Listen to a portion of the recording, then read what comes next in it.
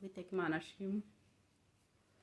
Nishimiye kongera kuba hano, ndabashuhuje mu izina rya Data wa twese n'iry'Umwana n'iry'Umwuka wera. Amahoro y'Imana bane namwe. Igihe cyari kibaye kirekire twarabuze. Ibiruhuko ntago biba byoroshye. Ntago biba byoroshye muri aya mahanga.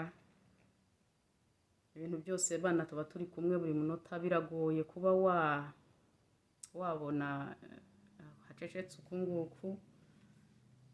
Ntago biba byoroshye, ariko Uwiteka Imana ari kumwe natwe. Ndabishimiye mwese aho muherereye mureba mukurikira ino channel. Uwiteka Imana nukuri abaho umugisha. Twaheretse kuvugana ku gice cy'ubuhamya, mvuga ku byo gushaka no gushaka umugambi w'Imana mu rushako. Umunsi rero ndagira ngo nse nkuvuga ku gitandukanye, ariko n'ubundi buracyari ubuhamya. Maze iminsi ngira ngo hagati mu kwa munani nasohoye kino gitabo cyitwa Grateful Widow. Ni igitabo gitoya cya page 70, ariko cyuzuyemo gukomera kw'Imana, cyuzuyemo ubuhamya. Iki gitabo nacyo ubundi n'ubundi buhamya ngiye kuvuga hano.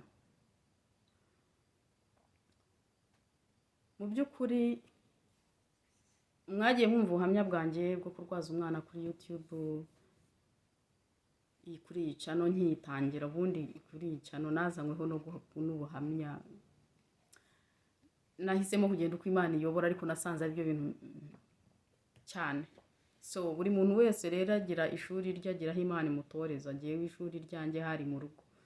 Ibyo nize byose nabyigiye mu rugo. Uburwayi bw'abana, gupfakara, imirimo y'Imana yose nyiboneye mu rugo, n'ubu ndacyayibona. Iki gitabo rero harimo ubuhamya bundi ubwo kurwaza umwana bwa mbere, ubwo nabuvuzeho gatoya. Nabwo harimo n'ubuhamya bwo kurwaza umwana wa kabiri mu buryo bumwe. Noneho umutwara amaze kwitaba Imana. Hari ibintu byinshi cyane Imana igiye ikora mu buzima bwanjye. Ntabwo rero nigeze ntekereza kwandika kino gitabo mubona. Mu buzima sinigeze ntekereza kwandika igitabo.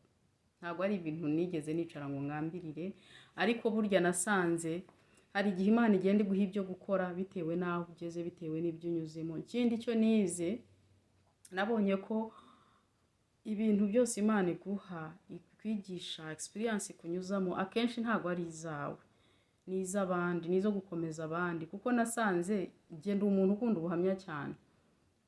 Ikintu kinjyana kuri YouTube no kumva ubuhamya. Amacano yose ari kuri YouTube ariho ubuhamya bw'Imana yahawe yakuye abantu, ndi umufana. Kuko buri uko numvise ubuhamya bw'umuntu ngira icyo nkwaho, Imana wakoze iki ngiki, hogewe cyanjye cye noneho kiroroheje, nicyo uzagikora. So Imana rero nasanze ibyo iba yaguhaye ntago biba biri ibyawe. Mu by'ukuri niba hari ikintu ntigeze ngambirira no gusohora kino gitabo. So natangiye kucyandika rero ntazi impamvu ndi kumwa kucyandika, ariko ni nkuko wakumva umuntu ariyo gusa ngo hari umuntu urimo kugusunika, kora iki. Ndabitangira nkabya ibyo nandikaga narabyumvaga, kuko ni ibintu nabayemo. Ariko mu by'ukuri jewe nacyandikaga nkanjye, kubera yuko ibyo nabayemo ndabizi. Naguhereza inkuru yose uko yagiye, guhera uko yatangiye nuko yashoje. Ariko nkajya ngera hagati nkaparika, nkibaza ubundi impamvu y'iki gitabo ni iki, ko ntigeze ngambirira kwandika igitabo, ubundi ni kubera iki. Rimwe rero ndagisubika ndabyihorera. Hashira amezi menshi cyane nza gusubukura, kuko umutima warongera ukagaruka cya gitabo, nkongera nkandikaho. Noneho nangiye kwandika, urumva hari ibintu ntagombaga gushyiramo. Nkavuga iki ntago nzagishyiramo, iki ntago nzagishyiramo n'icyanjye. Ari byo nubaga ari ibyanjye nyine ngomba kuzabana nabyo, nkabibika bikaguma mu mutima wanjye. Noneho ndavuga oya, iki ntago nagishyiramo, iki sinzagishyiramo, kiriya sinzagishyiramo. Nari mpagaze muri douche, numvise ijwi ntari bubabwire ibyo ryambwiye. ibanga ryanjye, ariko mu yandi magambo numvishe ijwi rimbwira impamvu ngomba gushyiramo bya bindi navugaga ko nshaka gusiba n'impamvu y'iki gitabo kirimo kwandika. Uwo munsi nibwo nasobanukiwe ko kino gitabo atari gihe urimo kucyandika, ko atari idea yanjye, kuko nanjye sinabyumvaga. Hanyuma rero maze gusobanukirwa ko ari idea y'Imana, ko Imana ishaka ko hari uwivugana nawe inyuze muri iki gitabo, nagishyizeho umutima. Nkishyizeho umutima rero n'ubundi narimo kwandika nkanjye, kuko ndavuga okay, ku burwayi bw'umwana se ndabyandika uko mbizi uko byagenze, si ku burwayi bw'umwana wa kabiri se ndabyandika uko byagenze, si uko byagenze se maze gupfakarana, mbyandika nkanjye. Igihe kiragera rero Mwuka Wera atangira kunkosora, kuramo iki shyiramo kiriya, ibyo numvaga bitari ngombwa nakuyemo akaba ari byo bisubiramo, ibyo numvaga nashyizemo ari ingenzi akaba ari byo nkuramo. Noneho numva birimo kuncanga, ndashyiramo ikihe. Hari chapter nabaga nanditse yose nkayisiba, ukanyemeza ko iyo chapter iyo ntabwo ikenewe kuramo ahangaha. So mba muri iyo periode yo kuramo iki shyiramo iki, mvuyeho numva n'ubundi ni jyewe urimo kwivuna, kubera ko igitabo ndashaka kucyandika nk'uko ibintu mbizi, inkuru ndashaka kuyivuga nk'uko nyizi, nibagirwa ko Mwuka Wera ari buzi ibyo ashaka gukuramo muri iyo nkuru. Ngeraho mvuga ngo urabizi, amaboko ndayamanitse, igitabo cyandike nk'uko gishaka. Jyewe nemeye kuba igikoresho, kuko n'ubundi sinigeze ngambirira kwandika igitabo, nemeye kuba igikoresho, andika igitabo uko gishaka. Amaboko yanjye niyo azandika ku mashini n'amaso yanjye, ibisigaye nta kindi na kimwe nkeneye gukora. Igitabo ndagisiba, ntangira bushyashya. Nkisibye rero nkemerera Mwuka Wera ko acyandika, yacyandikiye mu mezi 2, mu gihe jyewe nari nanditse igitabo imyaka 2.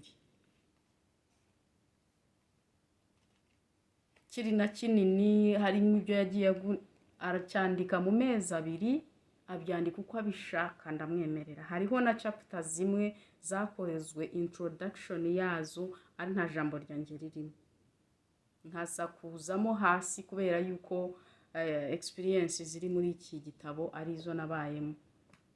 So hari amagambo yasobanuyemo hano nanjye ubwanjye nari ntazi, n'ubu ndongera nkasubirayo nkayasoma akambera amashya, kandi ibyo yanditse nta jambo ryanjye ririmo nashyiragaho ko ari Mwuka Wera wabyanditse. So aka gatabo rero kari kuri Amazon mu buryo bwa soft copy, ushaka gusomera kuri ku mashini cyangwa muri telefoni.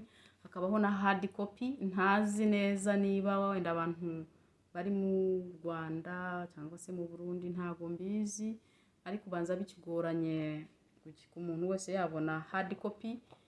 Ariko ubwo buryo nabwo turimo kubusengera, turimo gushakisha uburyo wakwifuza kino gitabo cyamugeraho, ariko mu by'ukuri ndakigutuye. Harimo imirimo y'Imana, harimo ubuhamya butandukanye, harimo faze nini yabaye nyuma yo gupfakara, kuko hari ibintu byinshi Imana yari yaranyigishije, yaraneguye, izi ko bizongera kumbaho mu kindi gihe runaka. So byaje kugaruka rero bisanga ko nari narabinyuzemo, ntibyantura hasi.